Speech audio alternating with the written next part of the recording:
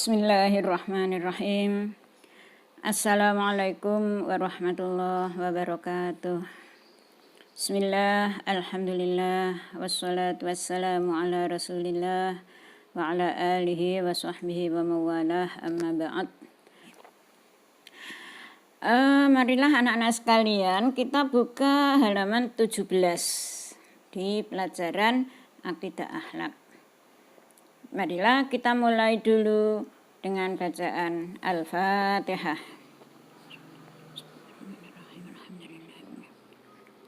Iyyaka na'budu wa iyyaka nasta'in. Ihdinas siratal mustaqim. Shiratal ladzina an'amta 'alaihim ghairil maghdubi 'alaihim waladdallin. Amin. As-sabru. As-sabru artinya sabar. Sabru artinya sabar. Jadi sabar itu termasuk akhlak terpuji, termasuk akhlak yang mulia.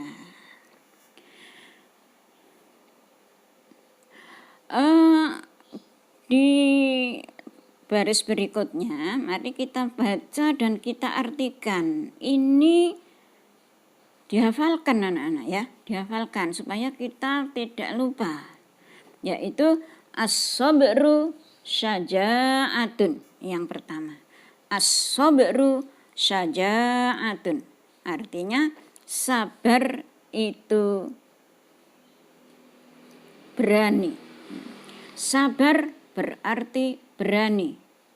As-sabru syaja'atun, dihafalkan ya, dihafalkan. Awas kalau besok akan ketemu saya suruh menghafalkan. Harus bisa. As-sabru syaja'atun, sabar adalah keberanian. Yang nomor 2 tentang sabar, as-sabru miftahul faraji, yang artinya sabar sebagai pembuka kemenangan, kebahagiaan, sabar sebagai pembuka kebahagiaan. As-sabru miftahul faraji. Faraji atau farahi? Ya, farahi, kegembiraan, kebahagiaan. Sabar itu sebagai pembuka atau kunci dari kebahagiaan.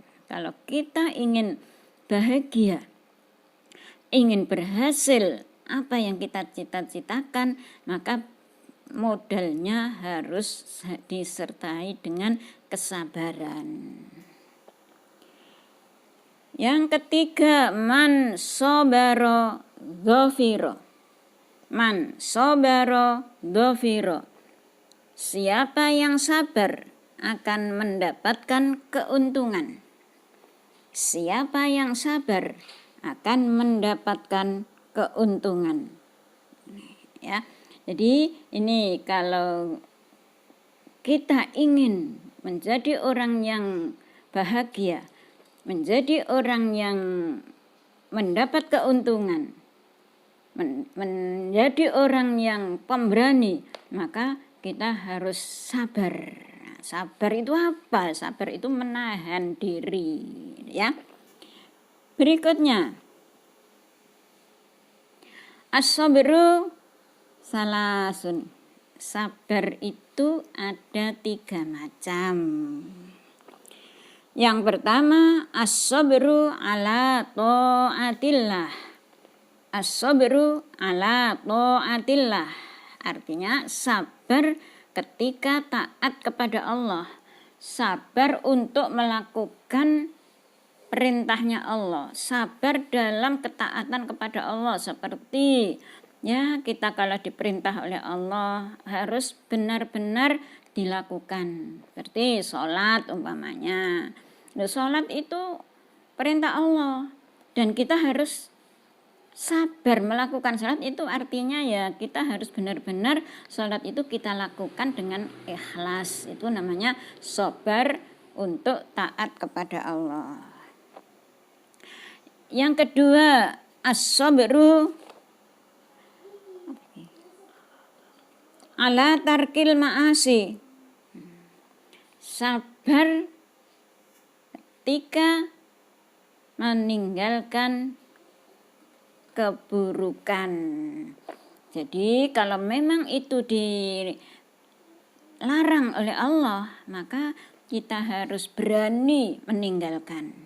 Sebaliknya, tadi kalau kita diperintah oleh Allah, harus berani melakukan. Kalau dilarang oleh Allah, harus berani meninggalkan. Yang ketiga, as-sabru indal musibah.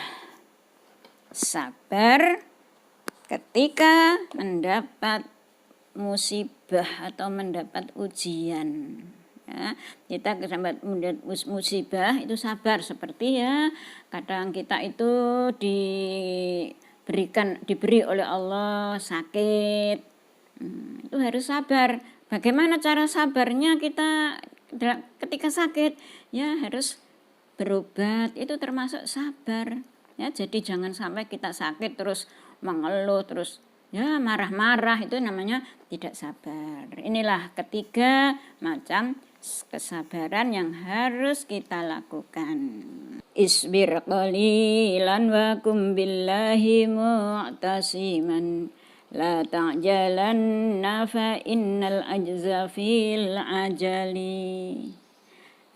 Isbir qalilan wa kum billahi mu'tasiman la ta'jalanna fa innal ajza fil ajali.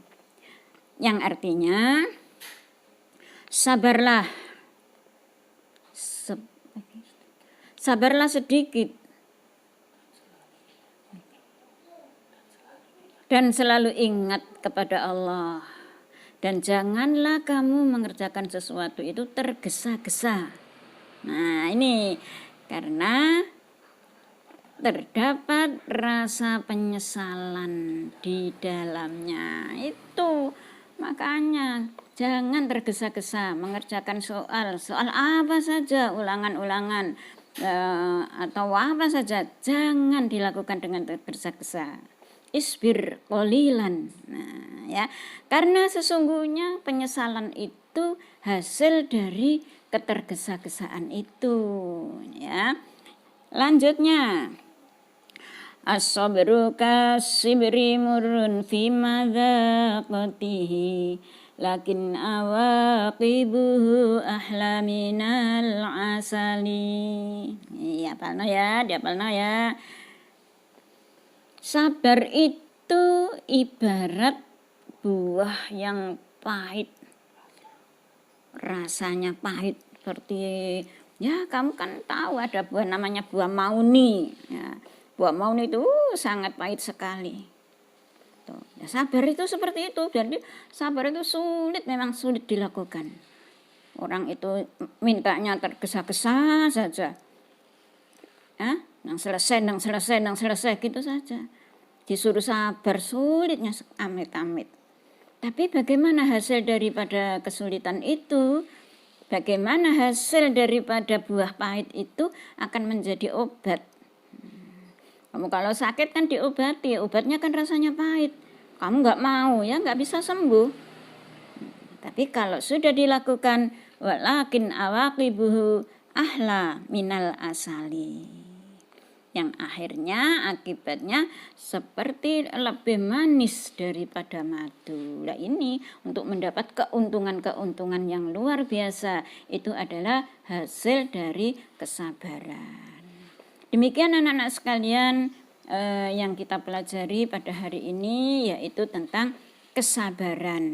Ya, mudah-mudahan kita dijadikan oleh Allah sebagai orang yang sabar melakukan perintah Allah, sabar meninggalkan larangan Allah, dan sabar ketika mendapatkan ujian.